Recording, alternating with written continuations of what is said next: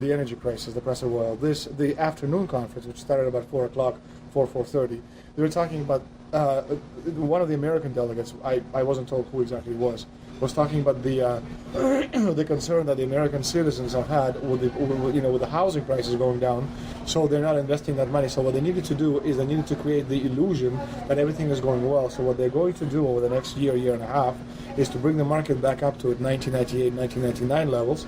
They got to get all the suckers to invest whatever little money they have left over, and that's when they're going to make the economy bottom drop out. They need to destroy the economy because as we're running out of oil, when people don't travel, at least that's what they're saying, when people don't travel, when people don't have money, they don't travel, they don't spend any money, which means you don't waste a lot of oil and natural gas.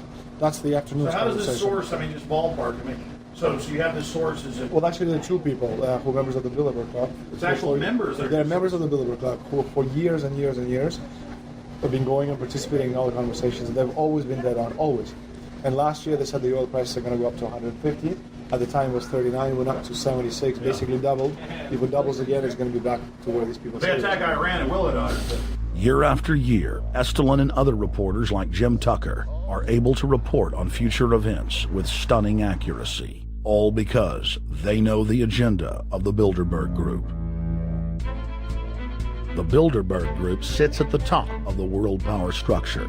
125 of the richest and most influential individuals on the globe make up its membership.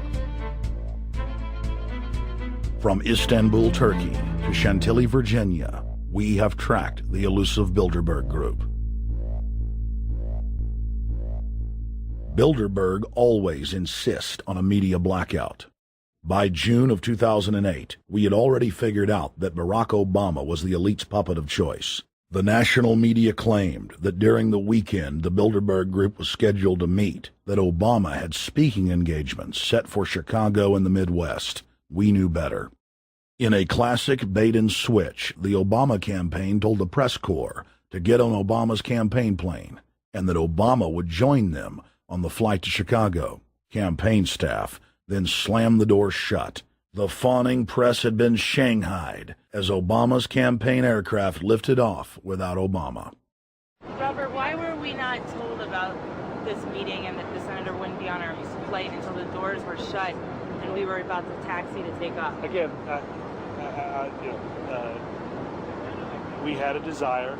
Senator Obama had a desire to do some meetings. Others had a desire to meet with him tonight in a private way, and that's what we're doing. And we set up these meetings. They're being done tonight. Again, Is there more than one meeting? Is there more than one person with whom? I'm not going to get into all the details of the meetings. I don't know that I've got a ton more different answers for all of your questions. Obama wasn't going to Chicago. He had a meeting to attend, a secret meeting.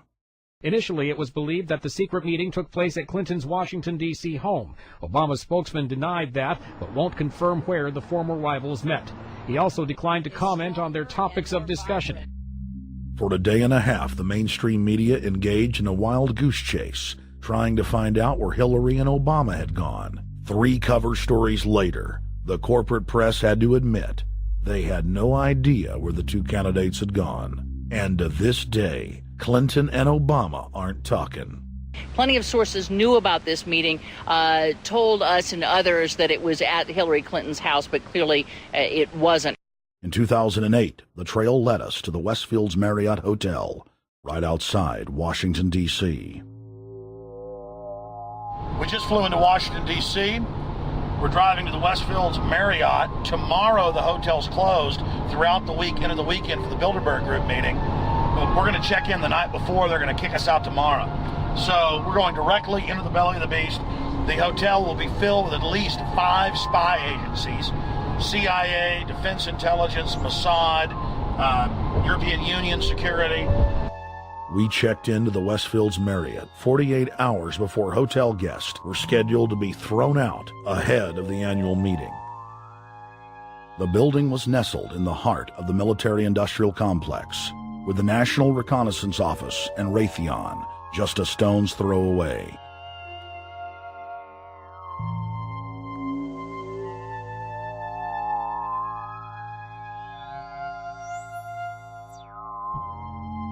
The plan tonight is to try to not get arrested, dodge the security, get in there, get some footage of the elite arriving in the morning, because some arrive before they officially lock it down, and then getting out of the building. That's our plan. I'm also going to be getting a call by a international syndicated radio show, Coast to Coast AM with George Norrie, and all week he's getting briefings from me every night about things as they develop.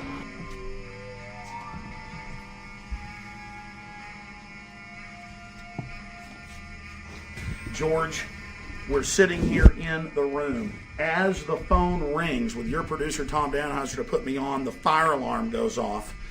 So everybody is exiting the building. I know this is a setup. They timed it exactly when this happened.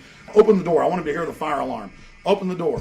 I want people to hear this live to the 16 million people listening.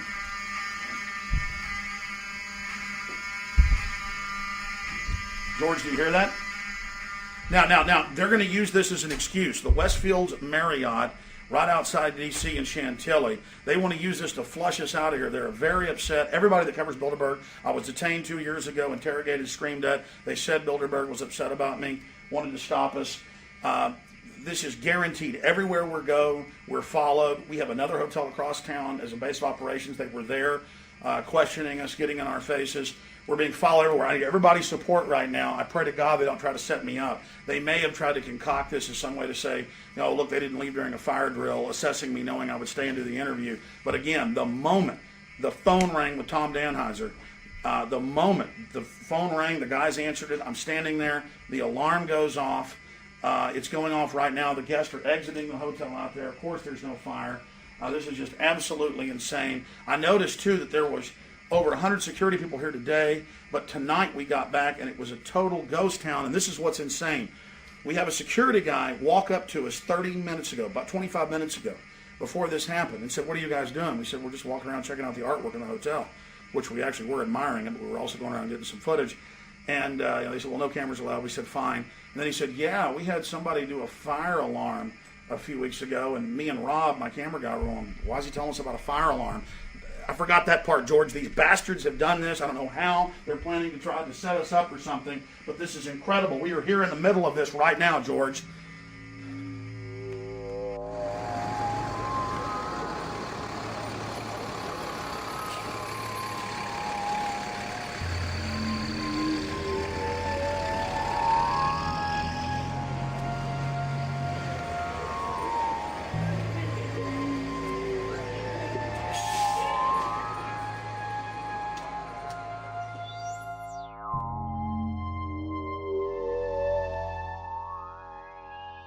There you go. Stay there. Keep it locked.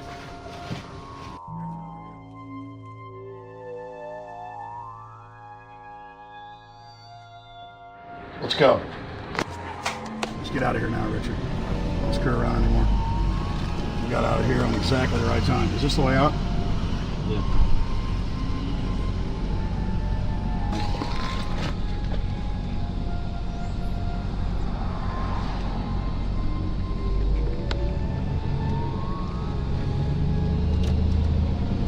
We got a car right behind us.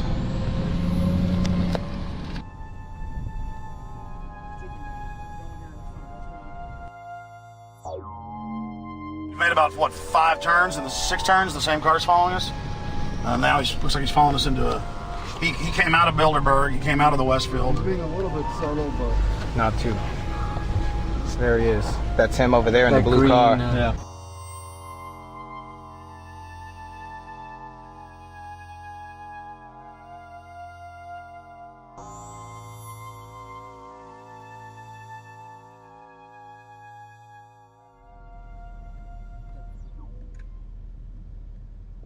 We're headed back to the Marriott here in Chantilly, Virginia, the scene of Bilderberg 2008. We successfully infiltrated the last day and a half inside, got out with some great stuff. We've been tailed, and now we're going back to cover the dignitaries, the elitists, as they arrive. And right now is the prime time for them to start arriving for the next 3-4 hours. We took about a 30-minute break. I'm sure we missed a few, but it doesn't matter. We've got scores of people that just organically are listeners, info warriors that are out here taking action. Hey,